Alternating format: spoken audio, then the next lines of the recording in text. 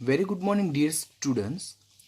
આપણે લાસ્ટ 2 લેક્ચર્સમાં સ્ટોઇક્યોમેટ્રીના આધારે આપણે કેલ્ક્યુલેશન ઓવર કરી.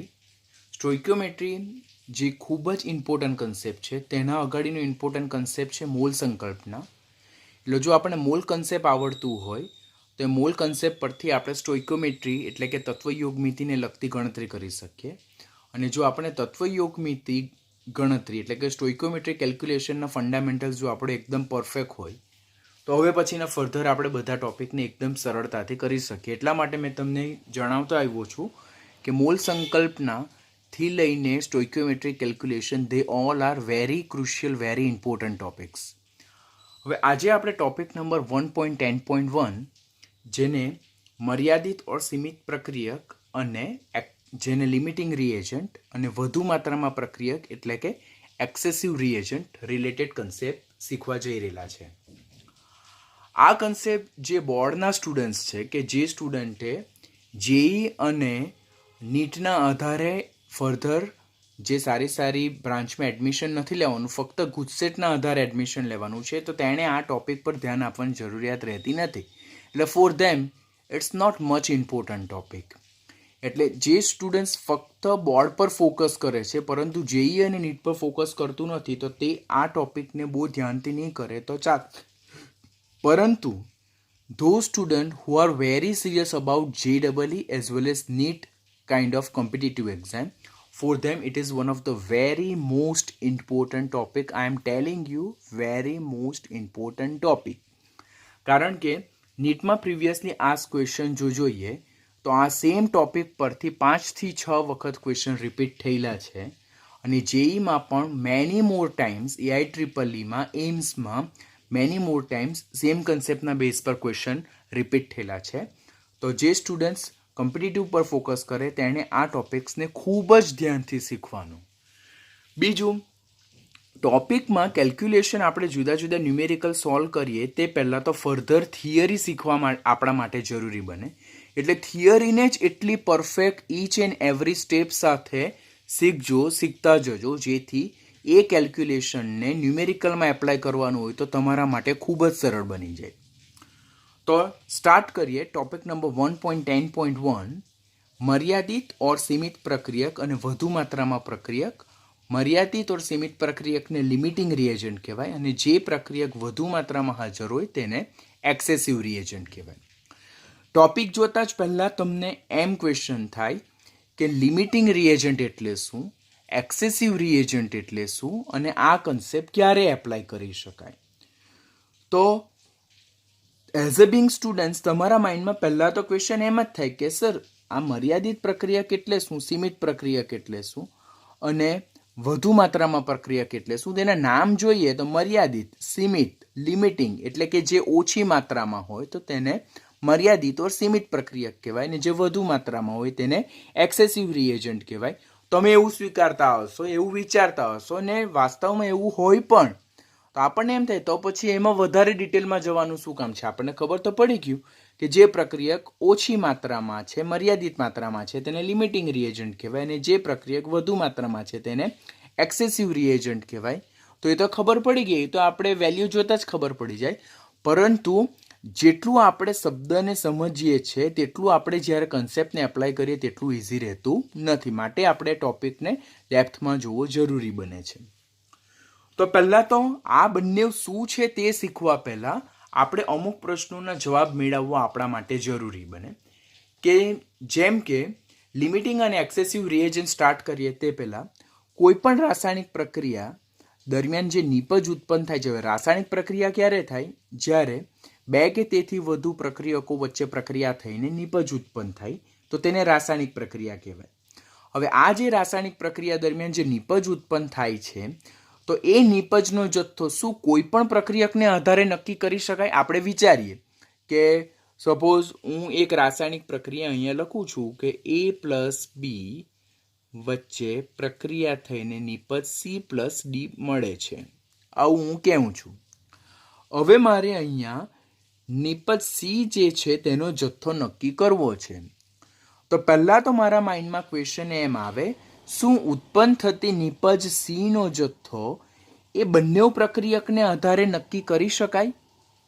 ક્વેશ્ચન છે મને કે પ્રક્રિયક એ અને બી વચ્ચે પ્રક્રિયા થઈને નિપજ સી અને ડી ઉત્પન્ન થાય છે, તો શું ઉત્પન્ન થતી નિપજ સીનો જથ્થો એ બંને પ્રક્રિયકને આધારે નક્કી કરી શકાય?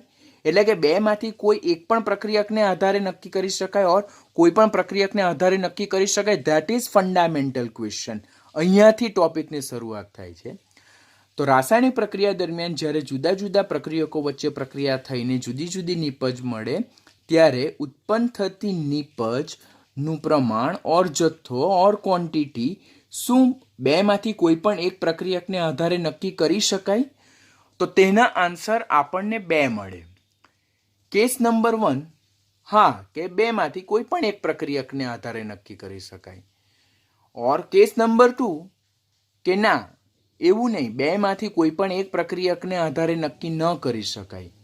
તો હવે આપણને ક્વેશ્ચન થાય તો કે જ્યારે બેમાંથી કોઈ એક પ્રક્રિયકને આધારે જો નિપજનું પ્રમાણ નક્કી થાય તો એ કયા સંદર્ભમાં, ક્યારે, વેન એવું આપણે કરી શકીએ? તો જ્યારે પ્રક્રિયામાં ભાગ લેતા પ્રક્રિયકોનો લીધેલ જથ્થો, એટલે આપણને ન્યુમેરિકલમાં જે વેલ્યુ આપેલી હોય તે, અને એ પ્રક્રિયા સમીકરણનું જે બેલેન્સ કેમિકલ ઇક્વેશન છે તેમાં પ્રક્રિયકોનો તત્વ યોગમિતીય ગુણોત્તર એટલે સ્ટોઇકિયોમેટ્રિક રેશિયો જેને કહેવાય, એ બંને જો સમાન આવે તો ત્યારે બેમાંથી કોઈ પણ એક પ્રક્રિયકને આધારે આપણે પ્રક્રિયા નક્કી કરી શકીએ. હું પાછળથી તમને એનું લેટર ઓન હું તમને એક ન્યુમેરિકલને આધારે એક્સપ્લેન કરું છું. તો ક્યારે બેમાંથી કોઈ એક પ્રક્રિયકને આધારે આપણે નિપજનો જથ્થો નક્કી કરી શકીએ? કે જ્યારે પ્રક્રિયામાં ભાગ લેતા પ્રક્રિયકનો લીધેલો જથ્થો અને તે પ્રક્રિયકના સંતુલિત પ્રક્રિયા સમીકરણ મુજબ પ્રક્રિયકનો જે તત્વયોગમિતીય ગુણોત્તર જે છે તે જો સમાન મળે, અને આ વસ્તુ શું છે તે અત્યારે હું તમને 2 મિનિટમાં સમજાવું છું, તો તેને આધારે આપણે નક્કી કરી શકીએ. તો એવા કિસ્સામાં આપણે જે સીમિત પ્રક્રિયકનો જે કન્સેપ્ટ જે આપણે અત્યારે ટોપિક નંબર 1.10.1 ની વાત કરતા છે તો તે લાગુ પાડી શકતા નથી, અને પ્રક્રિયા દરમિયાન બનતી જે નિપજનો જથ્થો જે છે તે કોઈ પણ પ્રક્રિયકને આધારે આપણે નક્કી કરી શકીએ છીએ. હવે કેસ નંબર 2 જોઈએ કે ક્યારે આપણે ઉત્પન્ન થતી નિપજનો જથ્થો એ બેમાંથી કોઈ પણ એક પ્રક્રિયકને આધારે નક્કી ન કરી શકીએ? કે જ્યારે પ્રક્રિયામાં ભાગ લેતા પ્રક્રિયકનો લીધેલ જથ્થો જે આપણે વાસ્તવમાં લઈએ છીએ, એક્ચ્યુઅલ ક્વોન્ટિટી જે લઈએ છીએ તે પ્રેક્ટિકલ વેલ્યુ, અને જે સંતુલિત રાસાયણિક પ્રક્રિયા અનુસાર પ્રક્રિયકનો તત્વયોગમિતીય ગુણોત્તર જેને થિયોરિટિકલ વેલ્યુ કહેવાય. એટલે પ્રેક્ટિકલ વેલ્યુ અને થિયોરિટિકલ વેલ્યુ જ્યારે સેમ નહીં હોય, બરાબર, પ્રેક્ટિકલ જે રેશિયો છે અને થિયોરિટિકલ રેશિયો છે, બરાબર, તો તે સેમ નહીં હોય તો ત્યારે આપણે કયો કન્સેપ્ટ એપ્લાય કરવાનો થાય? મર્યાદિત એટલે કે સીમિત પ્રક્રિયકનો કન્સેપ્ટ લાગુ પાડી શકાય, પાડવો જોઈએ. અને ત્યારે નિપજનો જથ્થો એ બેમાંથી કોઈ પણ પ્રક્રિયકને આધારે નહીં, પરંતુ કમ્પલસરી સીમિત પ્રક્રિયકને આધારે જ આપણે નિપજનો જથ્થો નક્કી કરી શકીએ છીએ. તો મર્યાદિત એટલે કે સીમિત પ્રક્રિયક એટલે કે લિમિટિંગ રિએજન્ટ અને એક્સેસિવ રિએજન્ટ ટોપિક સ્ટાર્ટ કરવા પહેલા આપણે એક ક્વેશ્ચન ખાસ ધ્યાનથી શીખવાનો કે કોઈ પણ રાસાયણિક પ્રક્રિયા દરમિયાન ઉત્પન્ન થતી નિપજનો જથ્થો શું બેમાંથી કોઈ પણ એક પ્રક્રિયકને આધારે નક્કી કરી શકાય? તો એના 2 આન્સર મળી શકે, ક્યાં હા ક્યાં ના. હા તો ક્યારે? કે જ્યારે પ્રક્રિયકનો જે વાસ્તવિક જથ્થો છે, જે આપણે એક્ચ્યુઅલ ક્વોન્ટિટી લીધી છે તે, અને થિયોરિટિકલ રેશિયો જે છે એટલે કે પ્રક્રિયા સમીકરણ આપણે બેલેન્સ કરેલું હોય અને તેમાં અગાડીના જે કોએફિશિયન્ટ મળે, બરાબર, સહગુણક મળે, એ તો એ જે તત્વયોગમિતીય ગુણોત્તર છે તો એ બંને સમાન હોય તો બેમાંથી કોઈ પણ પ્રક્રિયકને આધારે નિપજનો જથ્થો નક્કી કરી શકીએ. અને જો એ બે જે પ્રમાણ જે છે તો એક સરખા નહીં મળે, બરાબર, એટલે કે પ્રેક્ટિકલ વેલ્યુ અને થિયોરિટિકલ વેલ્યુ જો સેમ નહીં હોય તો આપણે કમ્પલસરી નિપજનો જથ્થો સીમિત પ્રક્રિયકને આધારે જ નક્કી કરવો પડે. અને ત્યારે આપણે કન્સેપ્ટ ઓફ લિમિટિંગ અને એક્સેસિવ રિએજન્ટ એપ્લાય કરવાનો થાય. તો હવે પહેલાં આપણે કેસ નંબર 1 જોઈએ કે ક્યારે તત્વયોગમિતીય ગુણોત્તર અને આપણે લીધેલ જથ્થો સેમ છે. એના પછી આપણે કેસ નંબર 2 વિશે વિચારીએ. હું એક પ્રક્રિયા સમીકરણ લખું કે ડાયહાઇડ્રોજન વાયુ એ ડાયઓક્સિજન વાયુ સાથે ધડાકાભેર પ્રક્રિયા કરીને પાણીની વરાળ ઉત્પન્ન કરે છે. આવું એક મને સ્ટેટમેન્ટ આપેલું છે કે ડાયઓક્સિજન વાયુ એ ડાયહાઇડ્રોજન વાયુ સાથે ધડાકાભેર પ્રક્રિયા કરી વિસ્ફોટક પ્રક્રિયા કરીને પાણીની વરાળ ઉત્પન્ન કરે છે. તે જે રાસાયણિક પ્રક્રિયા છે તેને હું પ્રક્રિયા સમીકરણમાં લખું. એટલું થઈ જાય બાદ હું પ્રક્રિયા સમીકરણને બેલેન્સ કરું. અહીંયા 2 હાઇડ્રોજન છે, અહીંયા 2 હાઇડ્રોજન છે, અહીંયા 2 ઓક્સિજન છે, અહીંયા 1 છે. તો હું અહીંયા 2 લખીશ, અહીંયા 2 દુના 4, તો મારે અહીંયા તો આ જે છે તે મારું શું થયું? બેલેન્સ કેમિકલ ઇક્વેશન થયું, સંતુલિત રાસાયણિક પ્રક્રિયા સમીકરણ થયું. હવે આ જે સંતુલિત રાસાયણિક પ્રક્રિયા સમીકરણ છે આ મારું સંતુલિત રાસાયણિક પ્રક્રિયા સમીકરણ, જેને બેલેન્સ કેમિકલ ઇક્વેશન કહીએ આપણે. તો આ બેલેન્સ કેમિકલ ઇક્વેશન જે છે તો તે અનુસાર જો આપણે જોઈએ તો ડાયહાઇડ્રોજનનું 2 કદ એ ઓક્સિજનના 1 કદ સાથે પ્રક્રિયા કરીને 2 કદ પાણીની વરાળ ઉત્પન્ન કરે છે. આપણને રાસાયણિક પ્રક્રિયા સમીકરણમાંથી જ જોતા સમજ પડી જાય કે અગાડીનો કોએફિશિયન્ટ કેટલા છે? 2. અહીંયા અગાડીનો કોએફિશિયન્ટ કેટલો છે? 1. અહીંયા અગાડીનો કોએફિશિયન્ટ કેટલો છે? 2. એટલે કે 2 કદ ડાયહાઇડ્રોજન વાયુ 1 કદ ડાયઓક્સિજન વાયુ સાથે પ્રક્રિયા કરીને 2 કદ પાણીની વરાળ ઉત્પન્ન કરે છે. એટલે આ કેમિકલ ઇક્વેશનને આધારે હું શું નક્કી કરું કે પ્રક્રિયા દરમિયાન ભાગ લેતા ડાયહાઇડ્રોજન વાયુ અને ડાયઓક્સિજન વાયુના કદનો ગુણોત્તર કેટલો છે? 2:1 છે. તો આ 2:1 જે છે તો તે શું છે? તત્વયોગમિતીય ગુણોત્તર છે. શું છે? તત્વયોગમિતીય ગુણોત્તર.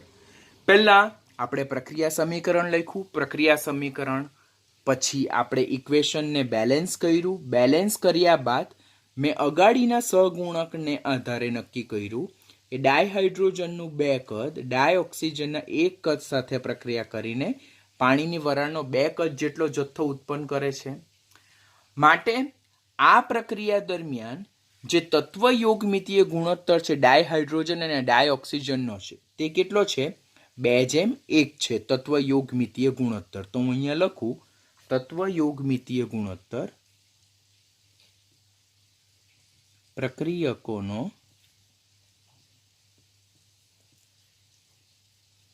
તત્વયોગમિતીય ગુણોત્તર, જેને સ્ટોઇકિયોમેટ્રિક રેશિયો કહેવાય.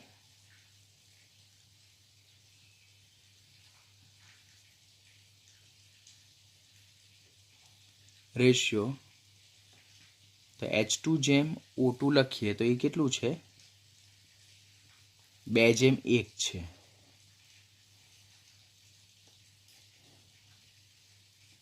ઓકે, આટલી વસ્તુ મને ખબર પડી છે. હવે એક ન્યુમેરિકલ્સમાં મને એમ કહેવામાં આવ્યું છે કે ડાયહાઇડ્રોજન એક પ્રક્રિયા દરમિયાન ડાયહાઇડ્રોજન વાયુનો 10 કદ નમૂનો એ ડાયઓક્સિજનના 5 કદ સાથે પ્રક્રિયા કરે છે. તો તે પ્રક્રિયા દરમિયાન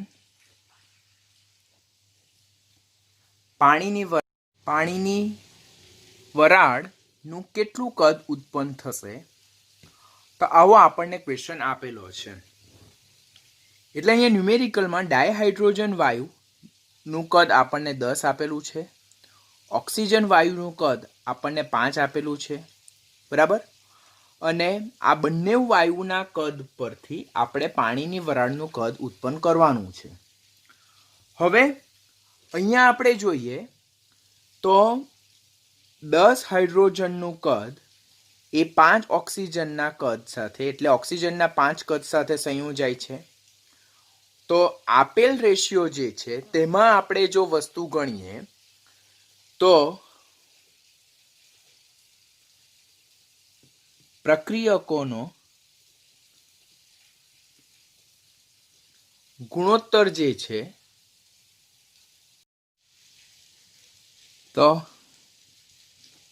H2:O2 જોઈએ તો 10 કદ ઓક્સિજન આ હાઇડ્રોજન અને 5 કદ ઓક્સિજન છે, એટલે એમ 10:5 તો ડેફિનેટલી એ કેટલું થાય? 2:1 થાય. નાઉ કમ્પેર ધ થિંગ કે જ્યારે મને સંતુલિત રાસાયણિક પ્રક્રિયા સમીકરણ કર્યું અને એના અગાડીના સ્ટોઇકિયોમેટ્રિક કોએફિશિયન્ટ એટલે તત્વયોગમિતીય ગુણોત્તર પ્રમાણે મેં જોયું તો પ્રક્રિયકનો તત્વયોગમિતીય ગુણોત્તર શું હતો? 2:1 હતો. હવે ન્યુમેરિકલમાં એટલે એ મારી થિયરિટિકલ વેલ્યુ હતી, અને હું શું કહું? થિયરિટિકલ વેલ્યુ કહું, જે મને બેલેન્સ સમીકરણ પરથી ખબર પડે. હવે પ્રેક્ટિકલ કે જે વેલ્યુ મને આપેલી છે કે હું વાસ્તવમાં જે કદ લેવું છું, જે જથ્થો લેવું છું તે શું છે? તો તેમાં પ્રક્રિયકોનો ગુણોત્તર જોઉં તો H2:O2 તેમ 10:5 એટલે 2:1 છે. તો અહીં આ ન્યુમેરિકલમાં શું થાય છે કે પ્રક્રિયકોનો તત્વયોગમિતીય ગુણોત્તર અને પ્રક્રિયકોનો જે મૂળભૂત ગુણોત્તર એટલે કે જે આપણને ગણતરીમાં આપેલો છે તે બંને ગુણોત્તર કેવા છે? સરખા છે. ધેટ ઇઝ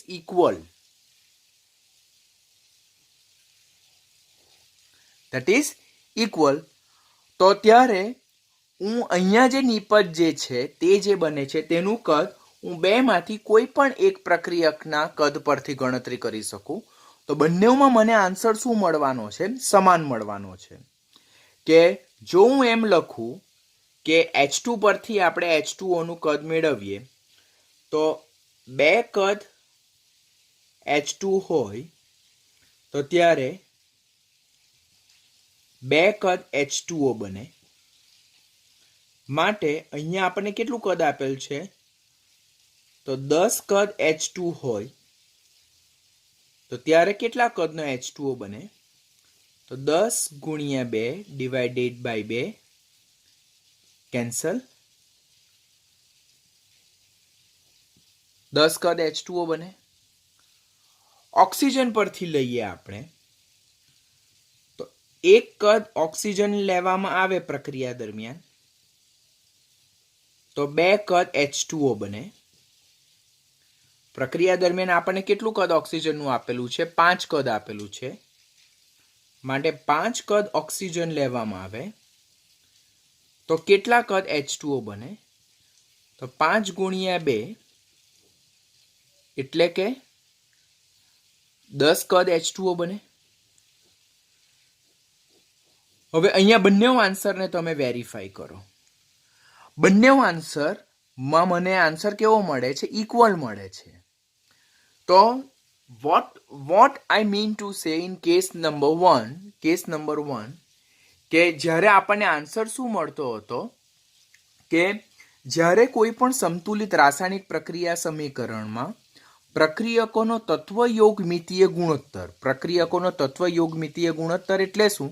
તો પ્રક્રિયકોની અગાડી જે સહગુણક લખેલા છે તો એ પ્રક્રિયકોનો જે તત્વયોગમિતીય ગુણોત્તર એ પ્રક્રિયકોને જે વાસ્તવમાં જે આપણે જથ્થો ઓર કદ લઈએ તેની સાથે મળતો આવે છે. જો અહીંયા કે પ્રક્રિયકોનો તત્વયોગમિતીય ગુણોત્તર 2:1 છે અને અહીંયા આપણે ન્યુમેરિકલમાં શું લીધું કે 10:5 એટલે 10:5 તો તે પણ 2:1 નો જ રેશિયો થયો.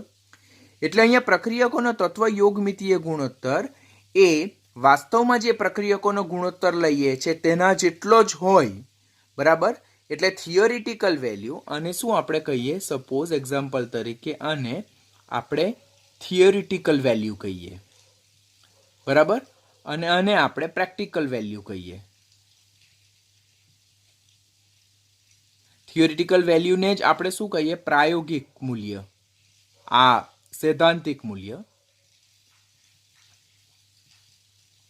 અને આને આપણે પ્રાયોગિક મૂલ્ય કહીએ.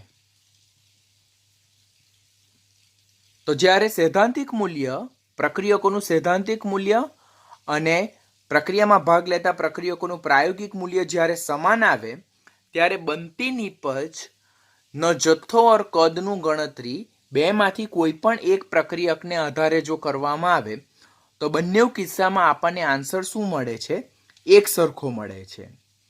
તો આ થઈ ગયું કેસ નંબર 1 ની ગણતરી, કે જ્યારે તત્વયોગમિતીય ગુણોત્તર અને જે એકચ્યુઅલ પ્રાયોગિક મૂલ્ય પ્રક્રિયકનું લઈએ છીએ તે બંને સમાન હોય, માટે બનતી નીપજનું પ્રમાણ એ આપણે બેમાંથી કોઈ પણ એક પ્રક્રિયકના પ્રમાણના આધારે નક્કી કરીએ તો આપણને બનતી નીપજનું જે પ્રમાણ જે છે તો તે આપણને કરેક્ટ આન્સર મળશે.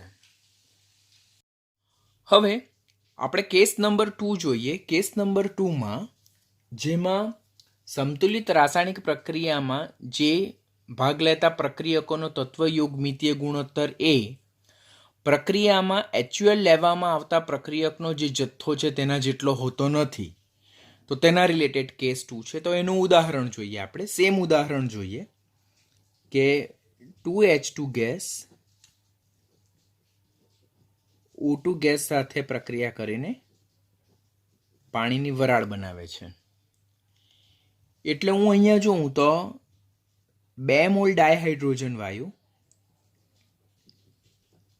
1 મોલ ઓક્સિજન સાથે સંયોજાઈને 2 મોલ પાણીની વરાળ બનાવે છે. એટલે કે અહીંયા 2 ગુણ્યા 2 એટલે 4 ગ્રામ ડાયહાઇડ્રોજન વાયુ એ 32 ગ્રામ ઓક્સિજન સાથે સંયોજાઈને 2 ગુણ્યા 18 એટલે કે 36 ગ્રામ પાણી બનાવે છે. તો હવે અહીંયા તત્વયોગમિતીય ગુણોત્તર જે બને છે, તત્વયોગમિતીય ગુણોત્તર,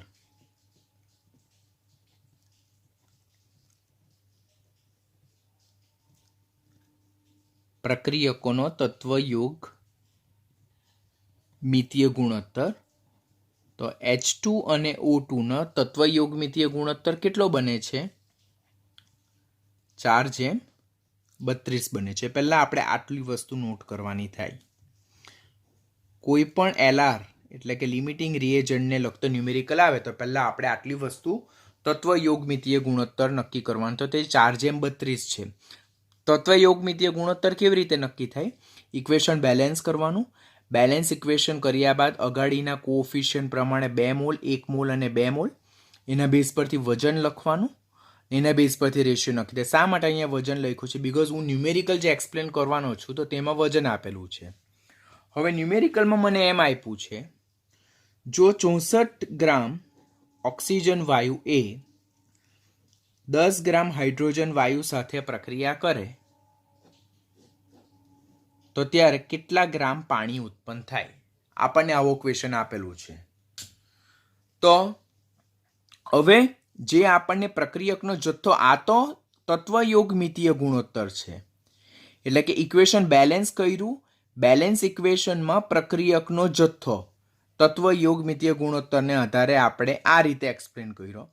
વાસ્તવમાં આપણે મૂળભૂત પ્રક્રિયકનો જથ્થો કેટલો લીધો, એટલે કે ધેટ ઇઝ પ્રક્રિયકોનો ગુણોત્તર જે આપણે લેવાના છે તે.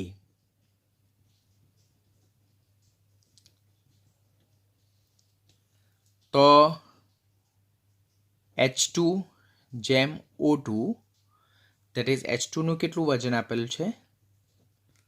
10:64 છે. હવે અહીંયા જો તત્વયોગમિતીય ગુણોત્તર 4:32 છે, અહીંયા 10:64 છે. હું આને ઇક્વલ કરવાનો પ્રયત્ન કરું તો હું ડિવાઇડેડ બાય 2 કરું તો મને મળે 5:32 મળે. હવે આ બે રેશિયો જે છે તત્વયોગમિતીય ગુણોત્તર જે બેલેન્સ ઇક્વેશનના આધારે ખબર પડે તો તેમાં H2 અને O2 એ 4:32ના રેશિયોમાં જોડાય, જ્યારે વાસ્તવમાં જે આપણે પ્રક્રિયકોનું જે જથ્થો લઈએ છીએ તે 5:32ના પ્રમાણમાં લઈએ છીએ.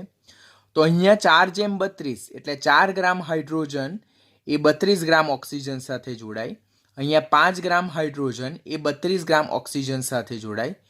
તો અહીં આ કિસ્સામાં જે છે તો પ્રક્રિયકોનો તત્વયોગમિતીય ગુણોત્તર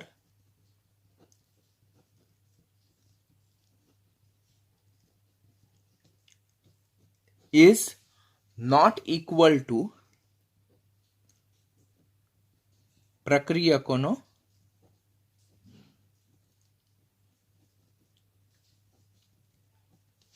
જે પ્રક્રિયા જે જથ્થો લીધેલો છે તેના લીધેલ ગુણોત્તર જેટલો નથી. તો ત્યારે આવા કિસ્સામાં આપણે સીમિત પ્રક્રિયક પ્રમાણે નિપજની ગણતરી કરવી પડે. એટલે ઘણી બધી રેફરન્સ બુક જે છે તો તેમાં આ જે સીમિત પ્રક્રિયક અને જે રિએજન્ટ ઇન એક્સેસિવ અમાઉન્ટ એટલે વધુ પડતામાં પ્રક્રિયક જે છે તે લોકો મૂળભૂત સ્ટેપ નથી શીખવતા આપણને. ઇન્ડિવિજ્યુઅલ આપણે પહેલાં તો આ સિદ્ધાંત ક્યારે એપ્લાય કરવાનો, સીમિત પ્રક્રિયકનો સિદ્ધાંત ક્યારે એપ્લાય કરવાનો તે પહેલાં સ્ટુડન્ટ્સને ખ્યાલ આવવું જોઈએ કે જો પ્રક્રિયકોને આપણે સ્ટેપ 1માં શું જોયું કે અહીંયા તો આપણે જોયું તો જે થિયોરિટિકલ વેલ્યુ જે છે અને પ્રેક્ટિકલ વેલ્યુ જે છે તે બંને સેમ આવે છે. જો 2:1 2:1 તો ત્યારે અહીંયા તમે સીમિત પ્રક્રિયક પ્રમાણે જો જાઓ તો that's a wasting of time actually. પરંતુ કેસ નંબર 2માં જો કે જે તત્વયોગમિતીય ગુણોત્તર જે છે તો તે પ્રક્રિયકનો જે આપણે ગુણોત્તર જે એકચ્યુઅલ અમાઉન્ટ જે લઈએ છીએ તેને મેચ થતો નથી, બીકોઝ અહીંયા 4:32 અને 5:32 છે. તો ત્યારે આપણે સીમિત પ્રક્રિયકનો કન્સેપ્ટ એપ્લાય કરવાનો થાય.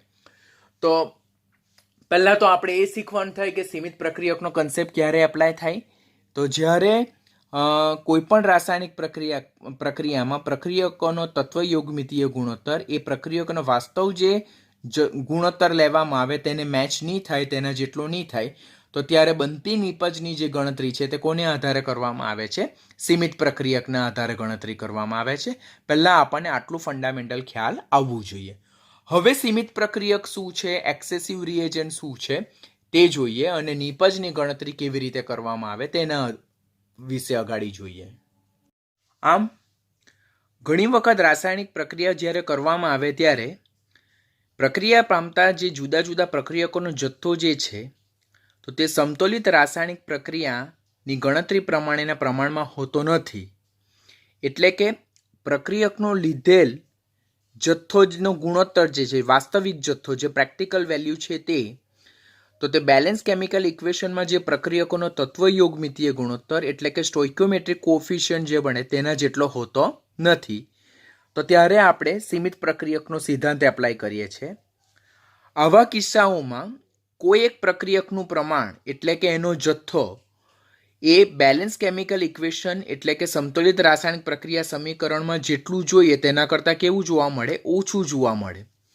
એટલે amount of any one reactant that is required as per balance chemical equation એના કરતાં એ અમાઉન્ટ કેવું જોવા મળે? ઓછું જોવા મળે.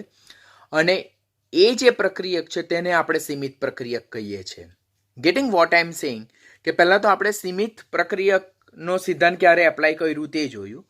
હવે જ્યારે સીમિત પ્રક્રિયકનો આપણે કન્સેપ્ટ એપ્લાય કરીએ ત્યારે કોઈ એક પ્રક્રિયક એવો છે કે સમતોલિત રાસાયણિક પ્રક્રિયા સમીકરણ પ્રમાણે જેટલો જથ્થો જોઈએ કે સપોઝ 6 ગ્રામ જોઈતો હોય તેના કરતાં એનું પ્રમાણ આપણને 3 જ ગ્રામ જો આપેલું હોય બરાબર, તો ત્યારે એ પ્રકારનું જે પ્રક્રિયક જે છે તેને સીમિત પ્રક્રિયક કહેવામાં આવે. કેલ્ક્યુલેશનથી આપણને વધારે આઈડિયા મળશે. આમ જે પ્રક્રિયક ઓછા પ્રમાણમાં હાજર હોય અને કેટલાક સમય પછી એ સંપૂર્ણપણે વપરાઈ જાય ત્યારબાદ બીજો જે પ્રક્રિયક જે છે તેનું ગમે તેટલું વધારે પ્રમાણ હોય તો પણ પ્રક્રિયા આગળ વધતી નથી. એટલે કે જ્યારે બે પ્રક્રિયકો એકબીજા સાથે પ્રક્રિયા કરતા હોય અને કે સપોઝ વાત કરીએ તો પ્રક્રિયક એ પ્રક્રિયક બી સાથે પ્રક્રિયા કરીને પ્રક્રિયા આગળ વધાવે છે. હવે પ્રક્રિયા દરમિયાન પ્રક્રિયક એ જે છે તો તે પ્રક્રિયા દરમિયાન હવે સંપૂર્ણ વપરાઈ જાય છે. તો હવે પ્રક્રિયક બીનું ગમે તેટલું વધારે પ્રમાણ તમે લેવ તો પણ પ્રક્રિયા આગળ વધતી નથી, કારણ કે પ્રક્રિયા જે છે તો તે બે પ્રક્રિયકને આધારે આગળ વધે છે. તેમાંથી એક પ્રક્રિયક પ્રક્રિયા દરમિયાન સંપૂર્ણપણે વપરાઈ જાય છે. તો હવે બીજો પ્રક્રિયક જે છે તેનું ગમે તેટલું પ્રમાણ લેવું તો પણ પ્રક્રિયા આગળ વધતી નથી. આમ જે પ્રક્રિયક પ્રક્રિયા દરમિયાન સંપૂર્ણપણે વપરાઈ જાય અને એ બનતી નિપજના પ્રમાણને સીમિત કરે, કંટ્રોલ કરે, નિયંત્રણમાં કરે, તે પ્રક્રિયકને શું કહેવામાં આવે છે? સીમિત પ્રક્રિયક. એને જ મર્યાદિત પ્રક્રિયક કહેવામાં આવે અને એને જ લિમિટિંગ રિએજન્ટ કહેવામાં આવે છે. હું શું કહેવા માંગુ છું તો તમને સમજ પડે છે કે આપણી પાસે બે પ્રક્રિયકો છે, તેમાં પ્રક્રિયા દરમિયાન કોઈ એક પ્રક્રિયક જે છે તે સંપૂર્ણપણે વપરાઈ જાય છે. કે સપોઝ એ અને બી પ્રક્રિયક છે તો તે પ્રક્રિયા દરમિયાન પ્રક્રિયક એ જે છે તે સંપૂર્ણપણે વપરાઈ જાય છે. હવે એ સમયે બીજો પ્રક્રિયક બી તમે ગમે તેટલા પ્રમાણમાં વધારે લેવ તો પણ પ્રક્રિયા આગળ વધતી નથી, કારણ કે પ્રક્રિયા એમાં પ્રક્રિયક એ અને બી બંને સંકળાયેલા છે અને પ્રક્રિયક એનો બધો જ જથ્થો વપરાઈ ગયો તો હવે પ્રક્રિયક બીનો બાકી રહેલો જથ્થો નિપજ ઉત્પન્ન કરવામાં એ નિષ્ફળ નીવડે છે. આમ જે પ્રક્રિયક પ્રક્રિયા દરમિયાન સંપૂર્ણપણે વપરાઈ જાય અને બનતી નિપજના ઉત્પાદનને સીમિત કરે તેને શું કહેવામાં આવે? સીમિત પ્રક્રિયક, મર્યાદિત પ્રક્રિયક અને લિમિટિંગ રિએજન્ટ. એટલા માટે જ મેં તમને કીધું ને કે જ્યારે આપણે સીમિત પ્રક્રિયકનો કન્સેપ્ટ એપ્લાય કરીએ તો ત્યારે બનતી નિપજની ગણતરી જે છે તો તે તમે સીમિત પ્રક્રિયકના જથ્થાને આધારે નક્કી કરશો. બીકોઝ સીમિત પ્રક્રિયક જે મર્યાદિત પ્રક્રિયક છે, જે લિમિટિંગ રિએજન્ટ છે, તેની માત્રા પ્રક્રિયા દરમિયાન કેવી છે? ઓછી છે. એટલે once it will be utilise એટલે કન્ઝ્યુમ એટલે વપરાઈ જાય ત્યાર પછી બીજા પ્રક્રિયકનો ગમે તેટલો વધારે જથ્થો એ નિપજનું ઉત્પાદન કરી શકશે નહીં. તો આવા પ્રક્રિયકને સીમિત પ્રક્રિયક, મર્યાદિત પ્રક્રિયક ઓર લિમિટિંગ રિએજન્ટ કહેવાય. હવે જે બીજો પ્રક્રિયક છે, સે ફોર એક્ઝામ્પલ આપણે બી લીધેલો છે, તો એ પ્રક્રિયા માટે જરૂરી જથ્થા કરતા એટલે કે જે તત્વયોગમિતીય ગુણોત્તર છે તેના કરતા વધારે હોય તો તેવા પ્રક્રિયકનો અમુક જથ્થો પ્રક્રિયાના અંતે પ્રક્રિયા પામ્યા વગરનો બાકી રહે છે અને એવા પ્રક્રિયકને શું કહેવામાં આવે છે? એક્સેસિવ રિએજન્ટ કહેવાય છે. અને આ પ્રકારના કિસ્સાઓમાં બનતી નિપજનું પ્રમાણ એક્સેસિવ રિએજન્ટના આધારે નક્કી કરી શકાતું નથી, કારણ કે એક વખત સીમિત પ્રક્રિયક પ્રક્રિયા દરમિયાન સંપૂર્ણપણે વપરાઈ જાય ત્યારબાદ એક્સેસિવ રિએજન્ટનું પ્રમાણ ગમે તેટલું વધારે હોય, એક્સ્ટ્રા હોય, એક્સેસિવ હોય તો પણ પ્રક્રિયા આગળ વધતી નથી. આમ બનતી નિપજનો જથ્થો જે છે તે કમ્પલસરી સીમિત પ્રક્રિયકને આધારે જ નક્કી કરી શકાય, નહીં કે એક્સેસિવ રિએજન્ટને આધારે નહીં. તો આપણે અહીંયા બે વસ્તુ ખાસ યાદ રાખવાની કે સીમિત પ્રક્રિયક એટલે શું? સીમિત પ્રક્રિયકને જ મર્યાદિત પ્રક્રિયકને એને જ લિમિટિંગ રિએજન્ટ કહેવાય અને બીજું એક્સેસિવ રિએજન્ટ. સીમિત પ્રક્રિયક એટલે શું? તો જે આપણને બેલેન્સ કેમિકલ ઇક્વેશન પ્રમાણે જેટલો જથ્થો જોઈએ તેના કરતાં એની માત્રા કેવી હોય? ઓછી હોય, જે આપણે કેલ્ક્યુલેશનમાં આપેલી હોય તે. માટે પ્રક્રિયા દરમિયાન કોઈ એક પ્રક્રિયક સંપૂર્ણપણે વપરાઈ જાય અને સંપૂર્ણપણે વપરાઈ જાય અને તેનું પ્રમાણ નિપજના પ્રમાણે નિયંત્રણ કરે તેવા પ્રક્રિયકને સીમિત પ્રક્રિયક, મર્યાદિત પ્રક્રિયક ઓર લિમિટિંગ રિએજન્ટ કહેવાય. અને બીજો પ્રક્રિયક જે વધુ પ્રમાણમાં છે તો પ્રક્રિયા દરમિયાન એ વણ વપરાયેલો રહે એટલે એનો અમુક જથ્થો વપરાયા વગરનો બાકી રહે. કેમ વપરાયા વગરનો બાકી રહે? બીકોઝ એની સાથે જે જોડાતો પ્રક્રિયક છે તે સંપૂર્ણપણે વપરાઈ ગયો, માટે એ પ્રક્રિયકનો હવે ફર્ધર વધારે પડતો જથ્થો પ્રક્રિયાને આગળ ધપાવવા માટે નિષ્ફળ નીવડે છે. તો એવા રિએજન્ટને શું કહેવામાં આવે છે? Excessive reagent. તો this all are the concept related to the theory of the limiting reagent and excessive reagent. હવે આપણે એના એક્ઝેક્ટ ન્યુમેરિકલ્સ જોઈએ છે. અહીંયા ઘણા બધા સ્ટુડન્ટને ઘણા બધા ડાઉટ્સ હોય, પરંતુ જેમ જેમ આપણે 2, 3, 4 ન્યુમેરિકલ સોલ્વ કરશું એટલે આપણો કન્સેપ્ટ ડેફિનેટલી સ્ટ્રોંગ બનશે અને એના બેઝ પર આપણે ફર્ધર બીજા કેલ્ક્યુલેશન કરી શકશું. હવે લિમિટિંગ રિએજન્ટ અને એક્સેસિવ રિએજન્ટ એટલે સીમિત પ્રક્રિયક, મર્યાદિત પ્રક્રિયક એટલે શું અને એક્સેસિવ રિએજન્ટ શું છે તે જાણ્યા બાદ હવે એના બેઝના જે ન્યુમેરિકલ છે તે સોલ્વ કરીએ. ન્યુમેરિકલ થોડા કોમ્પ્લિકેટેડ હશે, પરંતુ એને 3 સ્ટેપમાં ડિવાઈડ કરવામાં આવેલો છે. સ્ટેપ નંબર 1 કે પહેલાં તો લિમિટિંગ રિએજન્ટ એટલે સીમિત પ્રક્રિયક એટલે કે મર્યાદિત પ્રક્રિયક અને એક્સેસિવ રિએજન્ટ એટલે કે જે પ્રક્રિયક વધુ માત્રામાં છે તે શોધવાનું રહેશે. That is step number 1.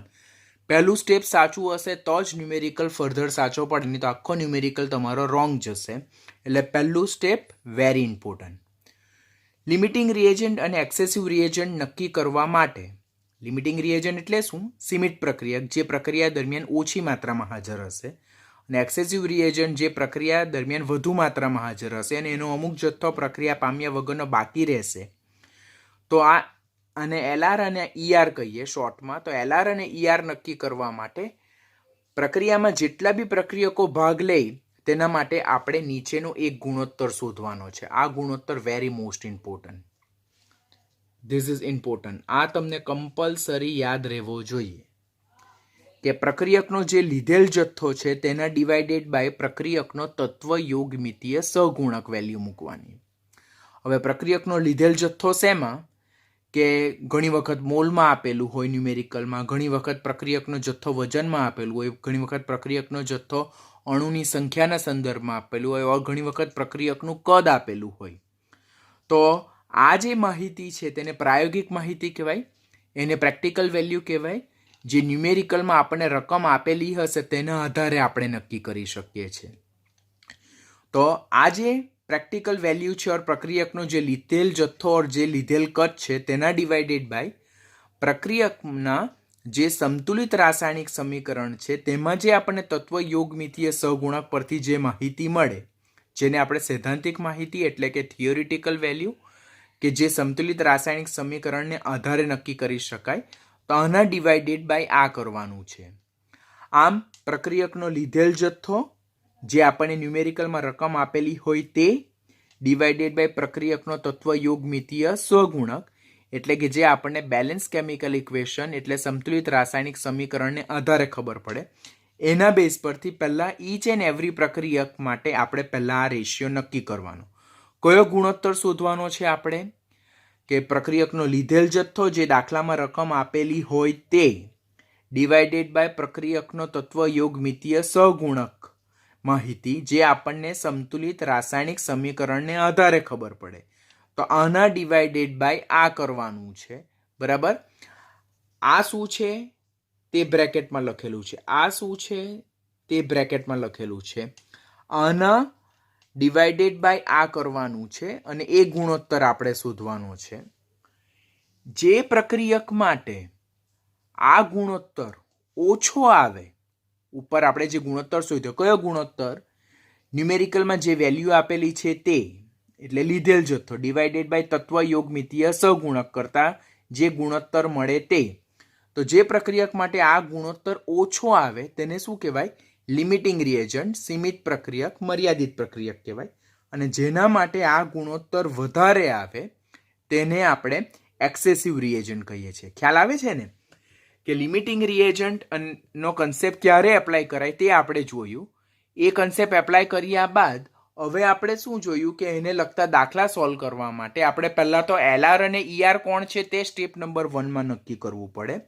અને એલઆર અને ઈઆર નક્કી કરવા માટે પહેલાં આપણે બધા પ્રક્રિયામાં જેટલા પ્રક્રિયક ભાગ લે તેનો એક ગુણોત્તર શોધવાનો. Step number 1 very important, very important, very important, કે પહેલાં પ્રક્રિયામાં જેટલા ભાગ લે છે પ્રક્રિયકો તે બધા માટે એક ગુણોત્તર શોધવાનું. ગુણોત્તરને રેશિયો કહેવાય. એ ગુણોત્તર કેવી રીતે શોધી શકાય? તો પ્રક્રિયાનો જે લીધેલ જથ્થો છે જે આપણને દાખલામાં ન્યુમેરિકલમાં વેલ્યુ આપેલી હશે તે મોલના સંદર્ભમાં પણ હોઈ શકે, તે વજનના સંદર્ભમાં પણ હોઈ શકે, તે અણુની સંખ્યાના સંદર્ભમાં પણ હોઈ શકે, તે પ્રક્રિયકનું કદના સંદર્ભમાં પણ માહિતી આપેલી હોય. તો તે ન્યુમેરિકલમાં જે વેલ્યુ લખેલી હશે તે ડિવાઇડેડ બાય આપણે જે રાસાયણિક પ્રક્રિયા સમીકરણને સંતુલિત કરીએ તેના જે સહગુણક મળે છે તેના આધારે તો ડિવાઇડેડ બાય તત્વ યોગમિતીય સહગુણક મૂકવાનું. અને એ જે ગુણોત્તર મળે તેમાં જે પ્રક્રિયક માટે એ ગુણોત્તર ઓછો આવે તેને લિમિટિંગ રિએજન્ટ, સીમિત પ્રક્રિયક ઓર મર્યાદિત પ્રક્રિયક કહેવાય. અને જે પ્રક્રિયક માટે એ ગુણોત્તર વધારે આવે તેને આપણે એક્સેસિવ રિએજન્ટ કહીએ છીએ. બરાબર? હવે એક ઉદાહરણ આ સીમિત પ્રક્રિયક અને એક્સેસિવ રિએજન્ટ માટે જોઈએ તો અહીંયા મને આપ્યું છે સ્વાધ્યાય 1.24માં હેબર પદ્ધતિ દ્વારા એમોનિયાનું ઉત્પાદન કે ડાયનાઇટ્રોજન વાયુ એ ડાયહાઇડ્રોજન વાયુ સાથે પ્રક્રિયા કરીને એમોનિયા વાયુ ઉત્પન્ન કરે છે. હવે એમાં 2000 ગ્રામ ડાયનાઇટ્રોજન વાયુ એ 1000 ગ્રામ હાઇડ્રોજન વાયુ સાથે પ્રક્રિયા કરે તો સીમિત પ્રક્રિયક અને એક્સેસિવ રિએજન્ટ નક્કી કરો. LR એટલે શું? લિમિટિંગ રિએજન્ટ, જેને સીમિત પ્રક્રિયક, જેને મર્યાદિત પ્રક્રિયક કહેવાય, અને એક્સેસિવ રિએજન્ટ નક્કી કરો એવી વસ્તુ આપેલી છે. હવે સીમિત પ્રક્રિયક અને એક્સેસિવ રિએજન્ટ નક્કી કરવા પહેલા આપણે બેલેન્સ ઇક્વેશન લખીએ. તો N2 gas plus 3H2 gas gives 2NH3 gas. હવે એ લોકો આપણને દાખલામાં શું વસ્તુ આપેલી છે કે 2000 ગ્રામ ડાયનાઇટ્રોજન વાયુ એ 1000 ગ્રામ ડાયહાઇડ્રોજન વાયુ સાથે પ્રક્રિયા કરે છે. તો આ પ્રક્રિયા આટલી માત્રામાં આપણે ડાયનાઇટ્રોજન વાયુને અને આટલી માત્રામાં આપણે ડાયહાઇડ્રોજન વાયુ લીધેલો છે. તો આ પ્રક્રિયા દરમિયાન લીધેલ જથ્થો છે. ઓકે. હવે તત્વ યોગમિતીય સહગુણક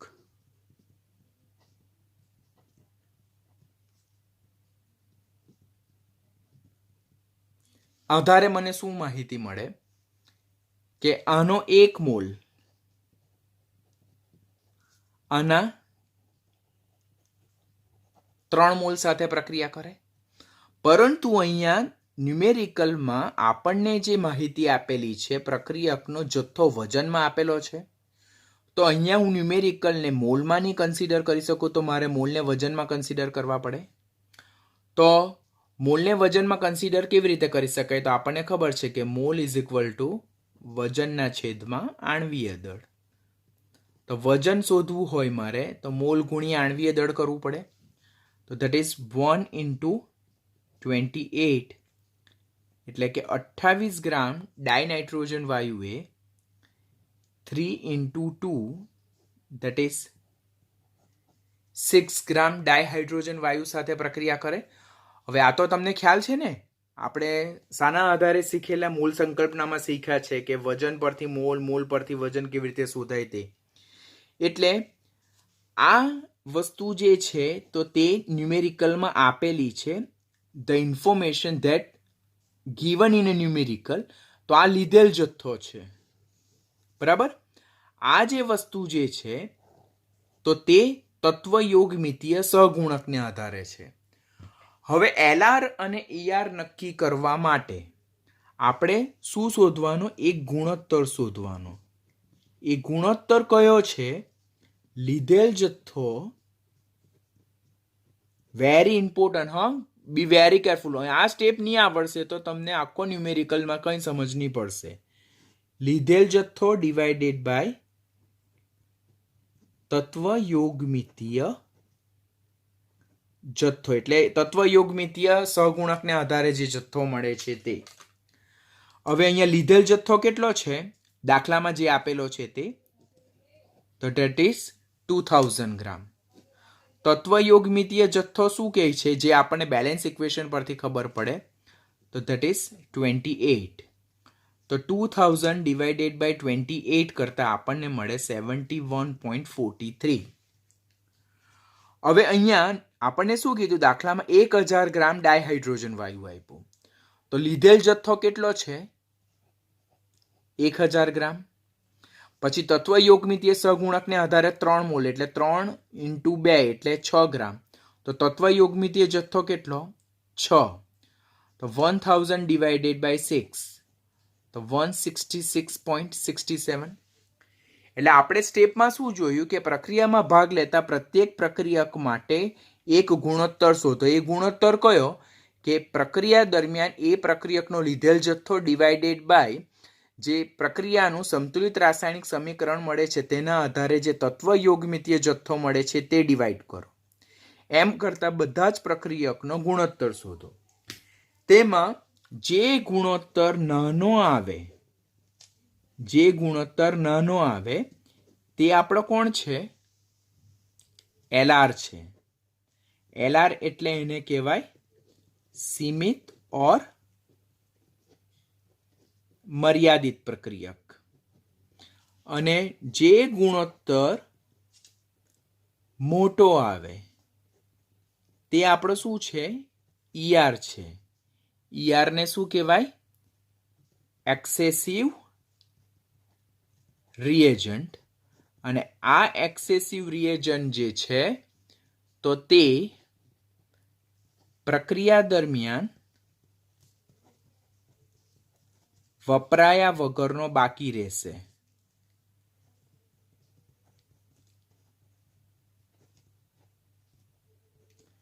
અને સીમિત પ્રક્રિયક જે છે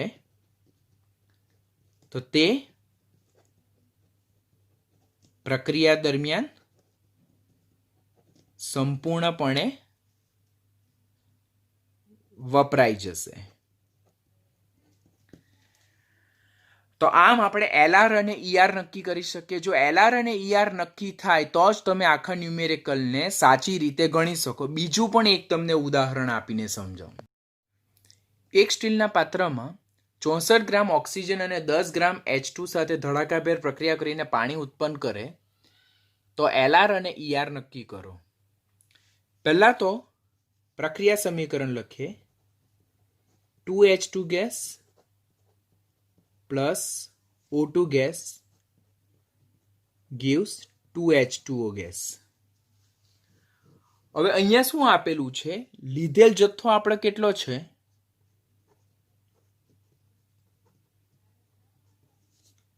ડાયહાઇડ્રોજનનો 10 ગ્રામ અને ઓક્સિજનનો 64 ગ્રામ। તત્વ યોગમિતિ સહગુણક શું કહે છે? આના 2 મોલ આના 1 મોલ સાથે પ્રક્રિયા કરે એટલે આનો 2 ગુણ્યા 2 4 ગ્રામ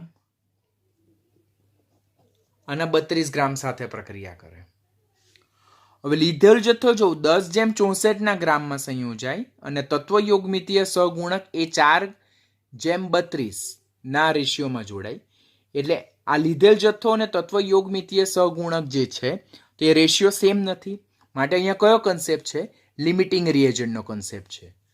હવે ડાયહાઇડ્રોજન વાયુ અને ડાયઓક્સિજન વાયુ બેમાંથી કોણ લિમિટિંગ રિએજન્ટ છે અને કોણ એક્સેસિવ રિએજન્ટ છે તે નક્કી કરવા માટે પહેલા તો આપણે શું શોધવાનો? ગુણોત્તર શોધવાનો।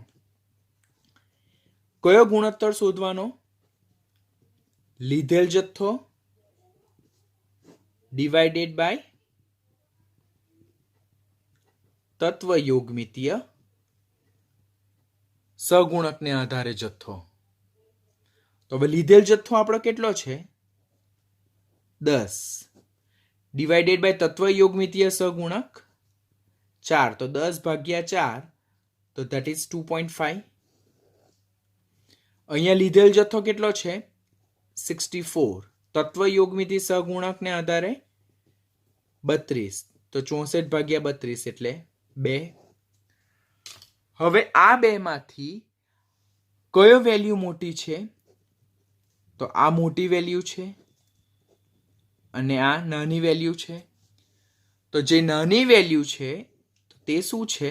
આપણો લિમિટિંગ રિએજન્ટ અને જે મોટી વેલ્યુ હશે તે આપણી શું હશે? Excessive reagent. તો કોઈ પણ ન્યુમેરિકલ જે હોય તેમાં લીધેલ જથ્થો અને તત્વ યોગમિતીય સહગુણકને આધારે જે જથ્થો જે છે એટલે પ્રક્રિયકનો ગુણોત્તર આ બંને માહિતીમાં જો સરખો ન મળે તો આપણે લિમિટિંગ રિએજન્ટનો કન્સેપ્ટ એપ્લાય કરીએ। અને લિમિટિંગ રિએજન્ટનો કન્સેપ્ટ એપ્લાય કરીએ ત્યારે પહેલાં તો આપણે LR અને ER શોધવાનું હોય। LR એટલે લિમિટિંગ રિએજન્ટ, ER એટલે એક્સેસિવ રિએજન્ટ। લિમિટિંગ રિએજન્ટ પ્રક્રિયા દરમિયાન સંપૂર્ણપણે વપરાઈ જાય, એક્સેસિવ રિએજન્ટ પ્રક્રિયા દરમિયાન વપરાયા વગરનો એનો અમુક ભાગ બાકી રહે। પરંતુ આ LR અને ER નક્કી કરવા માટે પહેલાં આપણે બંને પ્રક્રિયકનો ગુણોત્તર શોધવાનો। એ ગુણોત્તર કયો?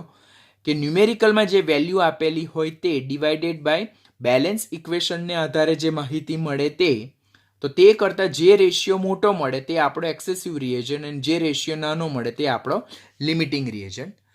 તો આટલી વસ્તુ આજના લેક્ચરમાં આપણે લર્ન કરશું. આના બેઝ પરથી હું તમને 4 થી 5 ન્યુમેરિકલ આપું, તેમાં તમે કયું એક્સેસિવ રિએજન્ટ અને કયું લિમિટિંગ રિએજન્ટ છે તે નક્કી કરો. નેક્સ્ટ લેક્ચરમાં આપણે આમાંથી જ ફર્ધર કે નીપજનું પ્રમાણ કેવી રીતે શોધી શકાય, પ્રક્રિયકનો કેટલો જથ્થો પ્રક્રિયા વગરનો બાકી રહે તેના આધારે માહિતી ચેક કરશું.